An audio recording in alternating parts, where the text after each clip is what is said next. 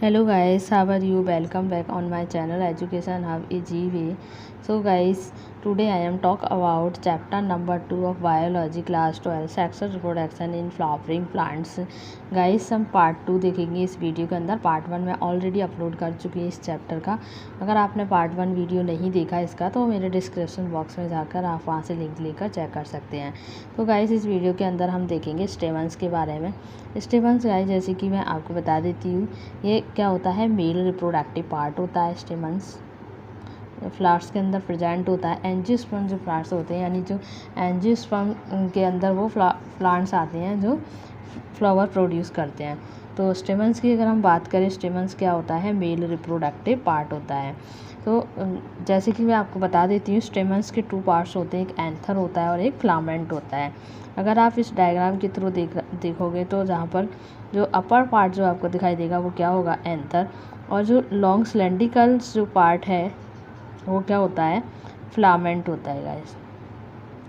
Anther के अंदर microsporangium पाए जाते हैं और माइक्रोस्पोरेंजियम के अंदर पोलन ग्रेन्स पाए जाते हैं, या कह सकते हैं कि पोलन ग्रेन्स क्या होते हैं, वहाँ पर जर्मिनेट करते हैं। तो देख लेते हैं guys, according to NCERT the 2 parts of a typical stamens. यहाँ पर डायग्राम में फिगर पे स्टेमन्स की 2 टिपिकल पार्ट्स को दिखाया गया है। Long and cylindrical stall call, जो लॉन्ग और सिलेंड्रिकल जो पार्ट है वो क्या है, फिलामेंट है। And the terminal generally bilobed structure called anther. तो आपको जो अपर जो पार्ट है, टर्मिनल पर जो पार्ट्स आपको दिखाई दे रहा है स्टेमन्स का, ये कैसा होता है, बाइलोब्ड होता है, जिसको हम एंथर कहते हैं। बाइलोब्ड इट मीन्स क्या है कि बाई का मतलब होता है 2 लोब, यानी जो ईयर्स के जो लोब होते हैं। जैसे मान लेते हैं कि ये कोई ईयर का स्ट्रक्चर है और इसी से इस तरीके से एक और ईयर को अटैच किया गया हो, कुछ इस तरीके से स्ट्रक्चर दिखाई देता है। यानी बाइलोब्ड यानी 2 स्ट्रक्चर जुड़े हुए होते हैं। जैसे कि एक तो आपका ये हो गया और एक ये पीछे के साइड में होता है, इसीलिए इसको बोलते हैं bilobed structure. The proximal end of filament is attached to the thalamus or the petals of the flowers। तो फिलामेंट का जो प्रॉक्सिमल एंड होता है, यानी लास्ट में जो फ्लावर्स का जो फिलामेंट जो होता है वो किससे अटैच रहता है, थैलेमस से। थैलेमस और पेटल्स, फ्लावर्स का जो पेटल्स होता है उससे ये अटैच रहता है। The number of length of stamens are variable in flowers of different species. अगर अलग अलग स्पीज के फ्लावर्स आप लोगे तो आप वहाँ पर आप देखोगे कि उनके जो एंथर है, उनकी जो लेंथ है वो कैसी है, वेरिएबल है। वेरिएबल यानी अलग अलग है। जैसे किसी की काफ़ी लंबी होती है, किसी की शॉर्ट होती है और किसी की वेरी शॉर्ट होती है, इस तरीके से। If you were to collect a stamens each from 10 flowers. अगर आप अलग अलग डिफरेंट 10 फ्लावर्स लेंगे और उसके स्टेमन्स को कलेक्ट करेंगे, तो ये सारे कैसे स्टेमन्स होने चाहिए, फ्लावर्स होने चाहिए, अलग अलग चीज़ के होने चाहिए। And arrange them on a slides, और आप एक स्लाइड्स पे इसको अरेंज करते हैं। You would be able to appreciate the large variation in seen in nature.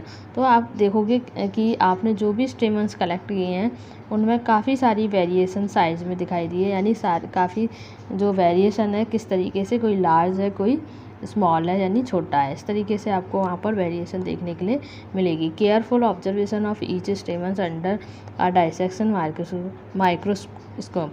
अगर आप इसका ऑब्जर्वेशन अलग डाइसेक्शन माइक्रोस्कोप में करोगे एंड मेकिंग नीट डायग्राम, जो भी आपको वहाँ पर स्ट्रक्चर दिखाई दे रहा है उसको, उसके डायग्राम को आपको ड्रॉ करना है। Illustrate the range in shape and attachment of anther is different flowers. तो आप वहाँ पर देख पाओगे कि आपको सभी फ्लावर्स की जो स्टेमन्स है वो उसकी जो शेप है वो क्या है, अलग अलग दिखाई देगी। A typical angiosperm anther is bilobed. एक टिपिकल एंजियोस्पर्म का जो एंथर होता है वो कैसा होता है, बाइलोब्ड होता है। With each lobe having 2 theca, और एक लोब में कितने थीका होते हैं, 2 थीका होते हैं। थीका यानी कप लाइक स्ट्रक्चर होता है। जैसे मान ले ये क्या है, ये पूरा एंथर का स्ट्रक्चर है और ये बाइलोब्ड होता है। एक लोब ये हो गया और एक लोब ये हो गया। तो प्रत्येक लोब में क्या होते हैं, 2 थीका होते हैं। इस तरीके से एक एंथर में क्या होते हैं, 4 थीका होते हैं। जैसे एक कप लाइक थीका क्या होता है, कप लाइक स्ट्रक्चर होता है। कप लाइक स्ट्रक्चर जैसे कि आपको ये देखने के लिए, जैसे एक ये रहा स्ट्रक्चर, एक ये रहा स्ट्रक्चर, इस तरीके से ये स्ट्रक्चर यहाँ पर बनाए हुए हैं, इसीलिए इनको क्या बोलते हैं, डायथीसियस। डायथीसियस इट मीन्स क्या है, दो थीका वाला। Often are longitudinal groove run lengthwise separate the theca. तो इसी के साथ में क्या होता है, एक लॉन्गिट्यूडनल ग्रुप्स होती है। ग्रुप्स का मतलब एक खांचा बना हुआ होता है, जैसे आपको यहाँ पर ये दिखाई दे रहा होगा। तो ये क्या करता है, थीका को लेंथ वाइज सेपरेट करता है, अलग करता है। Let us understand the variation type of tissue and their organisation it in the transverse section of an anther. तो इसकी स्टडी करने के लिए हम क्या करेंगे, इसके जो एंथर है, एंथर की स्टडी करने के लिए हमें एक ट्रांसवर्स का यानी टीएस सेक्शंस देखना होगा। वहाँ पर हम इसके टिश्यू के बारे में और इसके ऑर्गेनाइजेशन किस तरीके से ये बना होता है अच्छे से क्लियर तरीके से देख सकते हैं। वो आप कहाँ पर देखोगे, फिगर 2.3a में देख पाओगे। The bilobe nature of an anther is very distinct in the transverse sections of the anther. तो बाइलोब जो स्ट्रक्चर होता है जिसमें थीका प्रेजेंट होते हैं एंथर के जो बाइलोब स्ट्रक्चर में, उसमें क्या होता है, ये काफ़ी डिस्ट्रिक्ट होते हैं इन द ट्रांसफर सेक्शन। जब आप इसको ट्रांसफर सेक्शन में देखोगे, the anther is a 4 sided. Anther क्या होते हैं, एंथर की 4 साइडेड होती हैं, जिसको टेट्रागोनल बोलते हैं। इसका जो स्ट्रक्चर होता है कैसा होता है, 4 साइडेड होता है, जिसको टेट्रागोनल भी कहते हैं। कंसिस्ट ऑफ 4 माइक्रोस्पोरेंजिया, और उसी के अंदर 4 माइक्रोस्पोरेंजिया प्रेजेंट होते हैं। लोकेटेड एट द कॉर्नर, जो कहाँ पर होता है, कॉर्नर में होता है। 2 इन ईच लोब, और एक लोब में कितने होते हैं, कितने थीका प्रेजेंट या माइक्रोस्पोरेंजिया प्रेजेंट होते हैं, 2 माइक्रोस्पोरेंजिया प्रेजेंट होते हैं। जैसे हम 2.3a के डायग्राम में यहाँ पर देख लेते हैं। इस तरीके से आप यहाँ पर देख पा रहे हो, ये टीएस सेक्शंस दिया हुआ है एंथर का। तो ये क्या है, इसमें ये पूरा एंथर है, ये इसके बाइलोब्ड है, यानी एक लोब ये हो गया और एक लोब ये हो गया। तो एक लोब में क्या है, 2 थीका प्रेजेंट है, 1 और 2, और थीका के अंदर ये क्या है, माइक्रोस्पोरेंजिया प्रेजेंट है। तो कॉर्नर पर क्या प्रेजेंट होते हैं, माइक्रोस्पोरेंजिया प्रेजेंट होते हैं। और माइक्रोस्पोरेंजिया को प्रोटेक्ट करने के लिए 4 लेयर होती हैं, जिन लेयर को जो अपर लेयर होती है ऊपर वाली, यहाँ का इस तरीके से जो कटिंग सेक्शंस में दिखाया गया है, ये वाला स्ट्रक्चर इधर दिखाया गया है। तो यहाँ पर हम देखेंगे जो अपर लेयर होती है, सबसे ऊपर वाली लेयर, जिसको बोलते हैं एपिडर्मिस, और मिडल यानी इसके एपिडर्मिस के नीचे होती है एंडोथीसियम। एंडोथीसियम के बाद होती है मिडिल लेयर, और मिडिल लेयर के जो सबसे अंदर वाली जो लेयर होती है उसको टैप्टम बोलते हैं। टैप्टम में क्या होते हैं, न्यूक्लियस प्रेजेंट होते हैं एक से ज़्यादा, और यहीं पर प्रेजेंट होती है माइक्रोस्पोर मदर सेल्स प्रेजेंट होती है। तो यही बाद में किस में कन्वर्ट हो जाते हैं, पोलन ग्रेन्स में कन्वर्ट हो जाते हैं माइक्रोस्पोरेंजिया। चलिए गाइस आगे देख लेते हैं। The microsporangia develop further and become pollen sac. तो वही है, माइक्रोस्पोरेंजिया बाद में क्या डेवलप करती है, पोलन सेक डेवलप करती है, यानी एक पोलन ट्यूब डेवलप करेगी जिसमें पोलन कंटेन होंगे। They extend longitudinally all through the length of an anther and are packed with pollen grain. तो ये क्या होती हैं, लॉन्गिट्यूडनली होती हैं, यानी लंबी सी एक तरीके से ट्यूब सी दिखाई देगी, जैसे आप यहाँ पर देख सकते हो। इस तरीके से ये पूरी ट्यूब है, इसको एक बार क्लियर कर देते हैं। जैसे कि गाइस आपको यहाँ पर ये दिखाई दे रही है, इस तरीके से एक पूरी लंबी ट्यूब है यहाँ पर, और इसी के अंदर क्या होते हैं, पोलन ग्रेन्स है, इसमें पैक्ड होते हैं। Structure of microsporangium. माइक्रोस्पोरेंजियम के स्ट्रक्चर को देख लेते हैं। इन आर ट्रांसफर सेक्शन, जो अभी आपने देखा था, ट्रांसफर सेक्शन में अगर आप देखोगे, a typical microsporangium appear near circular in outline. तो आपको क्या दिखाई, ये किस सर्कुलर वे में दिखाई देगा वहाँ पर, और इसके आसपास काफ़ी सारी लेयर प्रेजेंट होती हैं। It is generally surrounded by 4 walls layer. तो इसके आसपास कितनी वॉल लेयर्स प्रेजेंट होती हैं? 4 वॉल लेयर्स प्रेजेंट होती हैं। 2.3 अभी मैंने आपको स्ट्रक्चर में दिखाया था। जो अपर लेयर होती है वो कौन सी होती है? एपिडर्मिस होती है। उसके बाद होती है एंडोथीसियम, बीच में होती है मिडिल लेयर और टैप्टम होती है। The outer 3 wall layer perform the function of protection and help in dehiscence of anther to release the pollen. तो कहने का मतलब है जो आउटर 3 लेयर होती हैं, आउटर 3 लेयर कौन सी? एपिडर्मिस, एंडोथीसियम और जो मिडल लेयर, इसका काम क्या होता है? प्रोटेक्शन का, यानी इसको प्रोटेक्ट करके रखती है। और ये डिसेंस का मतलब होता है कि फट जाना, जो एंथर है उसको फटने में हेल्प करती है, जिससे क्या होते हैं वहाँ से पोलन रिलीज होते हैं। The inner most wall layer is the tapetum, और जो सबसे अंदर की जो लेयर होती है उसको क्या बोलते हैं? टैप्टम कहते हैं।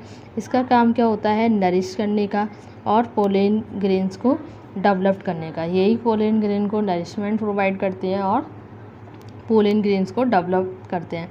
Cells of the tapetum possess dense cytoplasm and generally है मोर देन 1 न्यूक्लियस।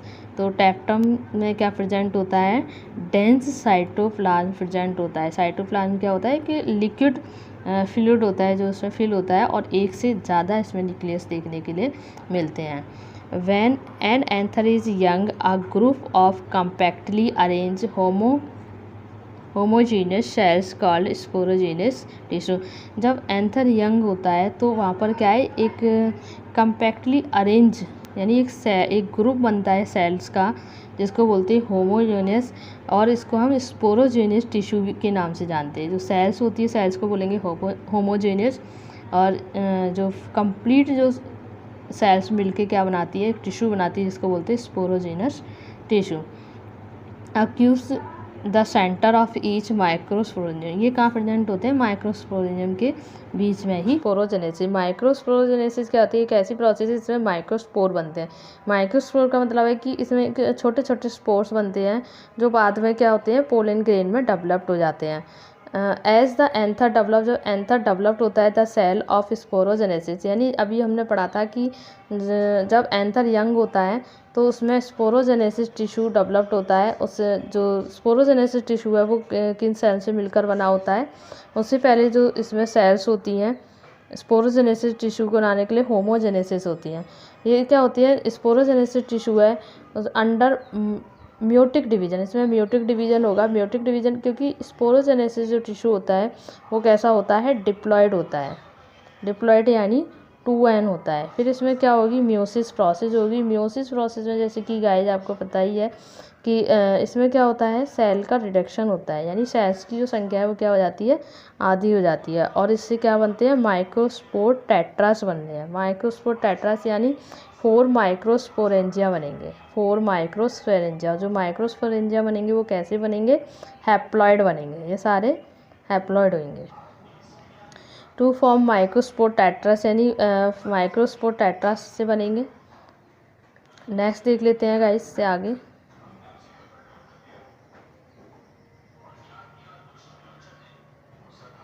नेक्स्ट है guys, each cells of sporogenesis tissue is capable of give rise to a microspore tetrads.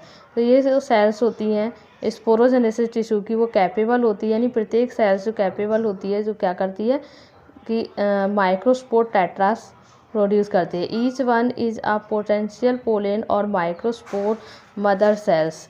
तो ये क्या होती हैं? जो पोटेंशियल पोलेंस होते हैं, या इनको माइक्रोस्पोर मदर सेल्स भी कहते हैं।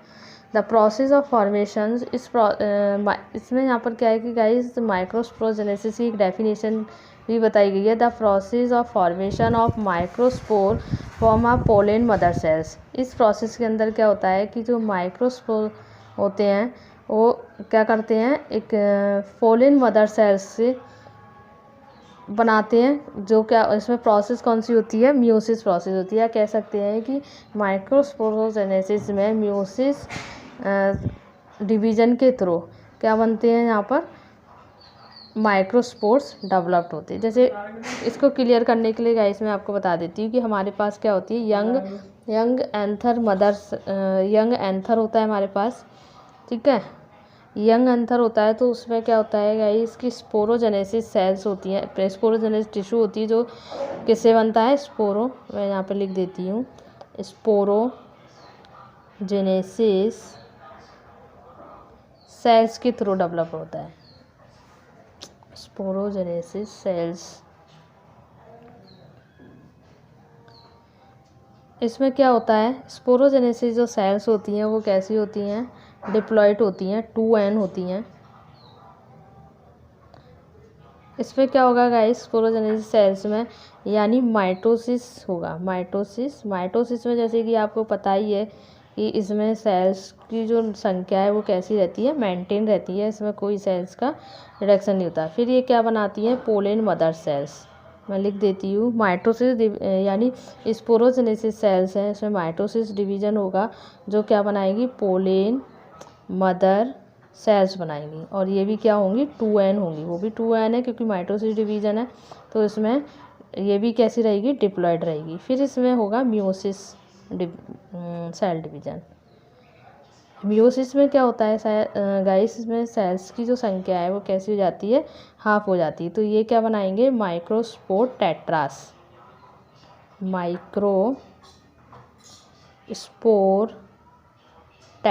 बनाएंगे। जब माइक्रोस्पोर टेट्रास बनेंगे उसके बाद क्या होगा कि पोलेन्स ग्रेन्स हैं वो क्या हो जाएंगे, सेपरेट हो जाएंगे, यानी अलग अलग हो जाएंगे। और या कह सकते हैं कि माइक्रोस्पोर टेट्रास है वो सेपरेट होने लगेंगे और यही क्या डेवलप करेंगे, पोलेन ग्रेन डेवलप करेंगे। तो ये सारी प्रोसेस होती है गाइस। चलिए देख लेते हैं अकॉर्डिंग टू NCERT।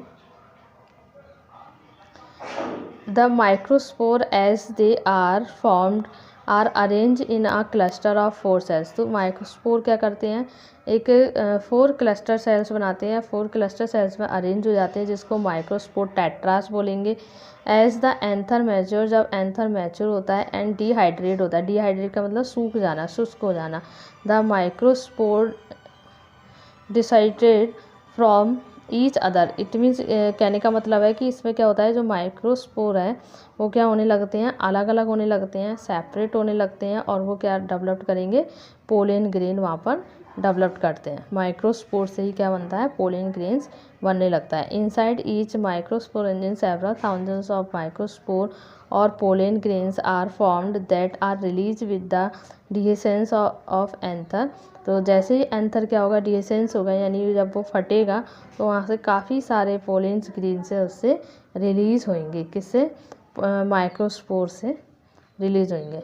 तो यहाँ पर आपको स्ट्रक्चर दिखाया गया है जिसमें जो माइक्रोस्पोर है वो क्या हो रहा है, इसमें फट रहा है, जिससे क्या जो एंथर, फटता हुआ एंथर इसमें दिखाया गया है, जिसमें काफ़ी सारे जो पोलेन ग्रेन है वो क्या हो रहे हैं, यहाँ से रिलीज हो रहे हैं, या कह सकते हैं कि बाहर निकल के आ रहे हैं। नेक्स्ट बात करते हैं गाइस पोलेन ग्रेन्स की। The pollen grains represented male gametophyte. जैसे कि आपको पता ही है कि जो पोलेन ग्रेन है वो क्या होता है, मेल गैमेटोफाइट होता है या मेल गैमेट होता है, क्योंकि जो एंथर है, एंथर वो क्या होते हैं कि मेल गैमेट होता है, जिससे क्या होते हैं कि मेल गैमेट रिलीज होते हैं, मेल रिप्रोडक्टिव पार्ट होता है उससे मेल गैमेट रिलीज होते हैं।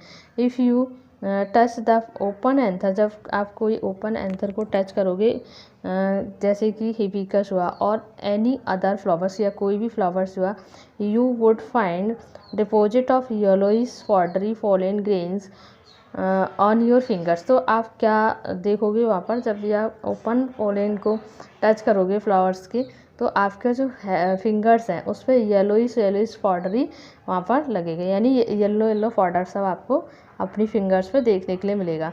Sprinkles these grains on a drop of water, take a glass light and observe under microscope. अब आपको क्या करना है कि जो पोलेन ग्रेन्स आपकी फिंगर्स पर आए हुए हैं, आपको एक स्लाइड लेनी है, उस पर कुछ वाटर की ड्रॉप्स डाल दी हैं और उसको जो पोलेन है वहाँ पर स्प्रिंकल करने हैं, वहाँ पर छोड़ देने हैं। फिर आप क्या देखोगे, you will really be amazed at the variety of architecture, size, shape, colour, design seen on the pollen grains from different species, जो आपको फिगर 2.4 में दिखाया गया है। जैसे आपको इस डायग्राम में यहाँ पर दिख रहा है इस तरीके से, ये सारे पोलेन हैं जो अलग अलग कलर के, अलग अलग साइज़ के, अलग अलग डिज़ाइन के आपको देखने के लिए मिलेंगे।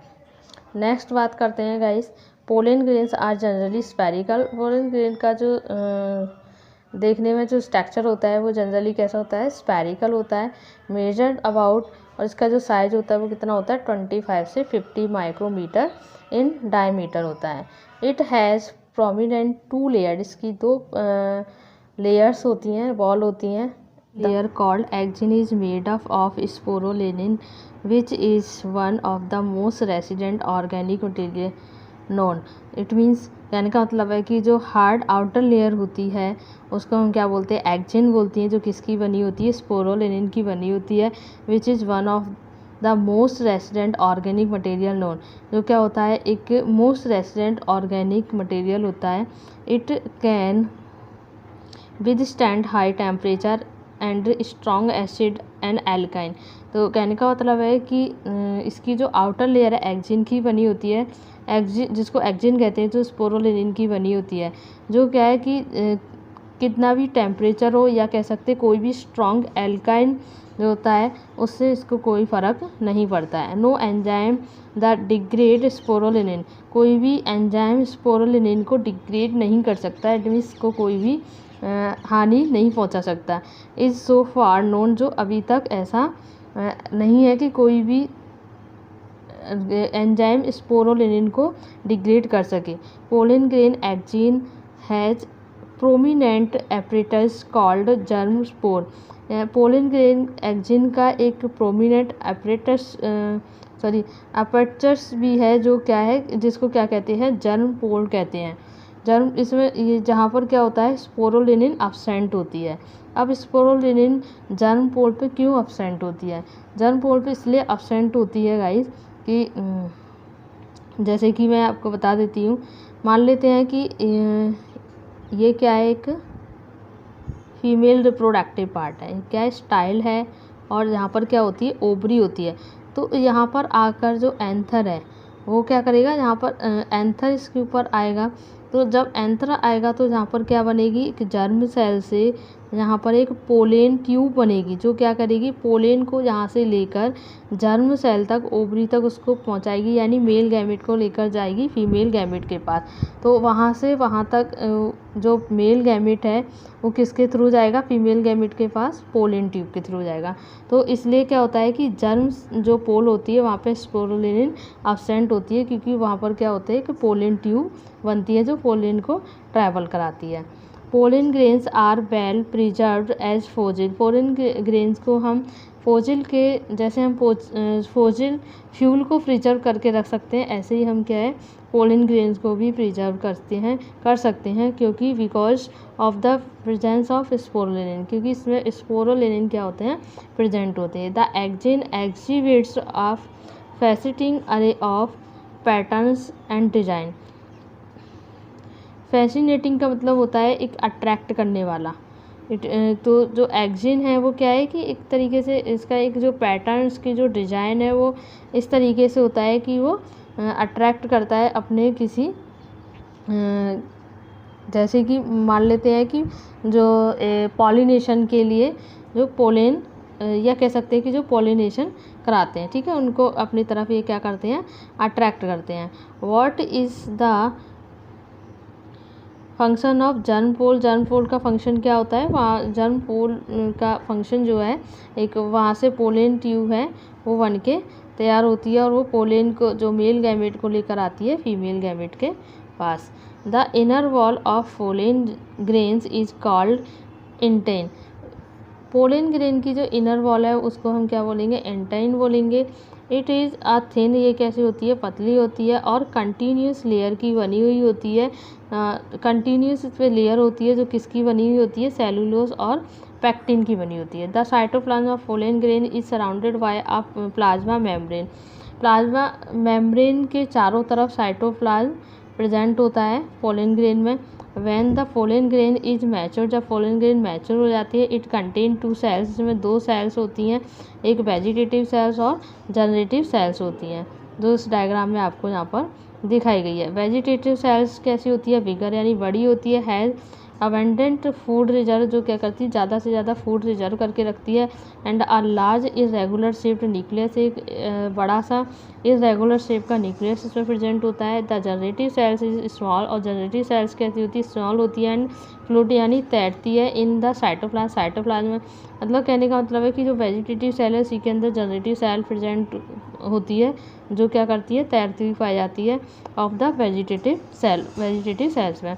It is spindle shape with dense cyto, ये कैसी होती है, स्पिंडल शेप की होती है, इसमें डेंस साइटो यानी घना साइटोप्लाज्म प्रेजेंट होता है, एंड अ न्यूक्लियस, और एक न्यूक्लियस इसमें मिलता है। इन ओवर 60% ऑफ एंजियोस्पर्म, यानी 60% जो एंजियोस्पर्म हैं वो क्या करते हैं, pollen grains are shed at this 2 celled stage, यानी एंथर से जो पोलन ग्रेन है वो 2 सेल स्टेज में बाहर निकल के आते हैं। In the remaining stage the generative cell divided, बाकी के 60% के अलावा जो बची चीज़ होती हैं उसमें क्या होता है, जनरेटिव सेल्स में डिवाइड्स माइटोटिकली, यानी माइटोटिस डिवीजन होता है, to give rise to the 2 male gametes, जो क्या होते हैं उससे 2 मेल गैमेट बनते हैं। Before pollen grains are shed 3 cell state, यानी 3 सेल स्टेट, पोलन ग्रेन की 3 सेल स्टेट के बाहर आने से पहले उसमें 2 मेल गैमेट्स भी बनते हैं।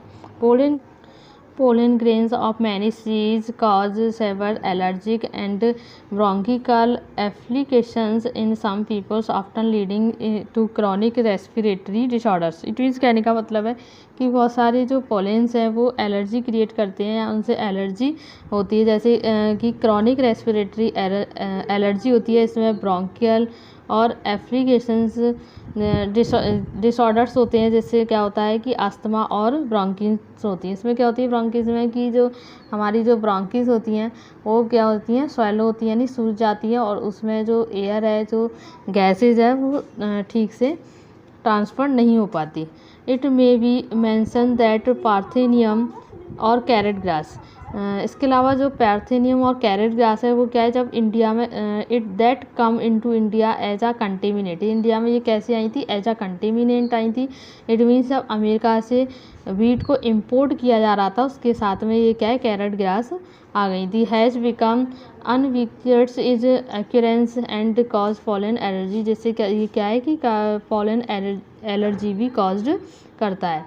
Pollen grains are rich in nutrient, pollen grains are rich in nutrients, pollen grains में क्या है कि काफ़ी सारे न्यूट्रेंट्स प्रेजेंट होता है। It has become a fashion in recent year, तो ये क्या है आज के समय में एक फैशन बन चुका है पोलन ग्रेन का। Pollens use tablets as food supplement, तो आज के समय में क्या है कि पोलेंस की जो टैबलेट्स हैं एज अ फूड इसका यूज़ किया जाता है। इन वेस्टर्न कंट्रीज़ की बात करें, a large number of pollen produce, वहाँ पे क्या करते हैं ज़्यादा संख्या में पोलन का जो प्रोडक्ट को बनाते हैं in the form of tablet के फॉर्म में और सिरप की फॉर्म में बनाते हैं। अवेलेबल इन द मार्केट, जो मार्केट में आसानी से मिल जाते हैं। Pollen consumptions has been claimed to increase the performance athletes and race horse, तो जो भी पोलन को कंज्यूम करता है वो ऐसा माना जाता है कि उसमें क्या है कि जो भी परफॉर्मेंस है वो इंक्रीज़ होती है, जैसे कि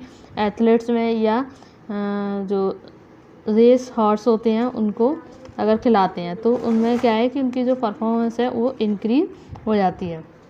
when once they are shed, pollen grains have to land on stigma before they losing viability if they have to bring about fertilization, तो when once they are seeds, यानी जब पोलेंस क्या है एंथर से निकलते हैं तो pollen grains have to land on stigma, तो पोलन ग्रेन्स किस पर लैंड करते हैं, स्टिग्मा पर करते हैं। बिफोर दे वेबिलिटी या लूज वेबिलिटी का मतलब है कि जब स्टिग्मा पर जब जो लैंड करते हैं पोलन उनकी वेबिलिटी का मतलब होता है एक्टिवनेस, जब तक उनकी एक्टिवनेस ख़त्म ना हो जाए उससे पहले उनको लैंड करना होता है स्टिग्मा पर। किसके लिए? फर्टिलाइजेशन के लिए। How long do you think that pollen grains retain viability? आप इससे क्या समझते हो कि कितने समय तक जो पोलन ग्रेन्स है अपनी वेबिलिटी को बनाए रखते हैं, अपनी एक्टिवनेस को बना के रख सकते हैं। The period for which pollen grains remain variable is highly variable and to some extent depend on the prevailing temperature and humidity. ये डिपेंड करता है अलग अलग पोलेन पर, अलग अलग टाइम पीरियड पर डिपेंड करता है कि किसी का टेम्परेचर कितना है और उसकी ह्यूमिडिटी कितनी है। इन सम सीरियल्स, अगर हम कुछ सीरियल्स की बात करें, कुछ अनाज की बात करें, सच है जैसे कि राइस हुआ, वीट हुआ, pollen grains loss viability with in 30 minutes. तो ये इनके जो पोलन ग्रेन्स है वो 30 मिनट्स में अपनी वेबिलिटी को लॉस कर देते हैं ऑफ देयर रिलीज, जब से ये रिलीज होते हैं। And in some members of Rosaceae, Leguminaceae and Solanaceae, इन तीनों की बात करें तो ये क्या होती हैं? They maintain viability for month, कुछ महीनों तक ही भी इनकी जो वेबिलिटी है वो बनी रहती है। You may have heard storing semen sperm of many animals including human for artificial insemination. तो आपने ये सुना होगा कि आज के समय में क्या हो रहा है कि जो सीमेन और स्पर्म को क्या किया जा रहा है? स्टोर किया जा रहा है काफ़ी सारे एनिमल्स और ह्यूमन में इस तरीके से किया जाता है। वो किसके लिए किया जाता है? आर्टिफिशियल इंसेमिनेशन के लिए, जो हम आगे चैप्टर में इसको डिटेल में पढ़ेंगे। It is possible to store pollen grains of large number of species for years in liquid nitrogen। हम पोलन ग्रेन को स्टोर करके रख सकते हैं लिक्विड नाइट्रोजन में, जिसका टेम्परेचर -196 डिग्री सेल्सियस होना चाहिए। Such store pollen can be used as pollen bank similar to seed bank. जैसे कि सीड बैंक होती है सीड को स्टोर करने के लिए, ऐसे ही पोलन बैंक होती है पोलन को स्टोर करने के लिए, जिससे कि क्या किया जाता है? इन क्रॉप ब्रीडिंग प्रोग्राम से, यानी हम जो क्रॉप है उसको ब्रीड अलग अलग, जैसे कि कहने का मतलब है कि आर्टिफिशियली अगर हमें, या कह सकते हैं किसी भी चीज़ में पोलन को